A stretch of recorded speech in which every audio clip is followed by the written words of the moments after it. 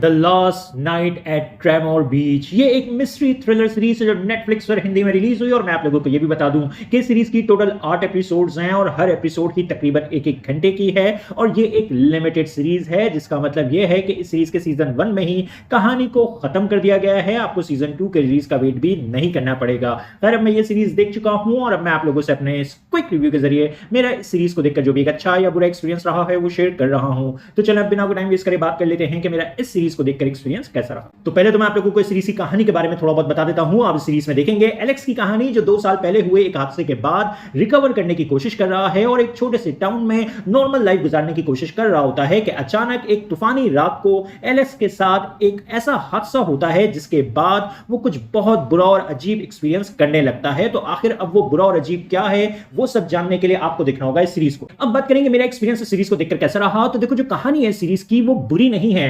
आपका थोड़ा बहुत इंटरेस्ट सीरीज के स्टार्ट में डेवलप भी हो जाता है कहानी में, लेकिन प्रॉब्लम यह है कि इस शो के क्रिएटर्स ने कहानी को बहुत बहुत ज्यादा स्ट्रेच कर दिया है और ऐसी चीजें ऐड कर दी हैं जिसकी जरूरत नहीं थी।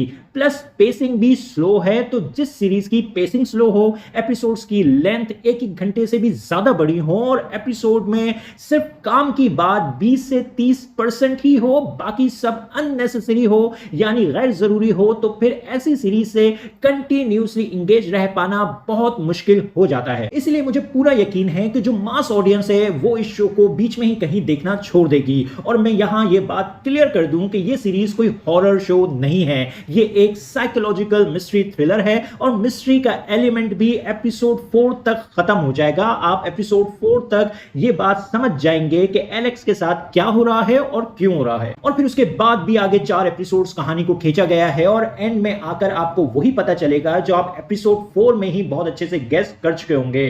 तो फिर एंडिंग भी आपको थोड़ा भी शॉक या सरप्राइज नहीं कर पाएगी। मेरी नजर में अगर इस कहानी को स्मार्टली लिखा और एग्जीक्यूट किया जाता तो इस कहानी पर 2.5 घंटे की एक फिल्म तो बन सकती थी, लेकिन एक 8 घंटे की सीरीज बनाने की जरूरत नहीं थी। बाकी हाँ, सीरीज में जो कैरेक्टर वर्क है, एक्टर्स की परफॉर्मेंसेज हैं, वो सब कुछ डिसेंट है। सीरीज का म्यूजिक और प्रोडक्शन वर्क अच्छा है। इन शॉर्ट मेरी नजर में ये एक बिलो एवरेज सीरीज है, इसलिए मैं तो इस सीरीज को रेट करूंगा 6 आउट ऑफ 10। और आप लोगों से बस इतना ही कहूंगा कि अगर आप लोगों को स्लो बर्न, जी हाँ slow burn psychological mystery dramas देखना बहुत पसंद आते हैं, तो फिर आप अपनी एक्सपेक्टेशंस ज्यादा हाई ना रखते हुए टाइम पास के लिए सीरीज को देखना चाहें तो देख लें। अदरवाइज आप इस सीरीज को स्किप भी कर सकते हैं। और हाँ, ये सीरीज फैमिली के साथ देखने के लिए बिल्कुल भी नहीं है, क्योंकि इस सीरीज में आपको सेक्स सीन और न्यूडिटी देखने को मिलेगी। तो आप लोगों को ये शो कैसा लगा, अपने ओपिनियंस कमेंट्स बॉक्स में जरूर दें। मेरी वीडियो पसंद आई तो लाइक करें, चैनल को सब्सक्राइब करना मत भूलें। फिर मिलेंगे किसी और वीडियो में। शुक्रिया।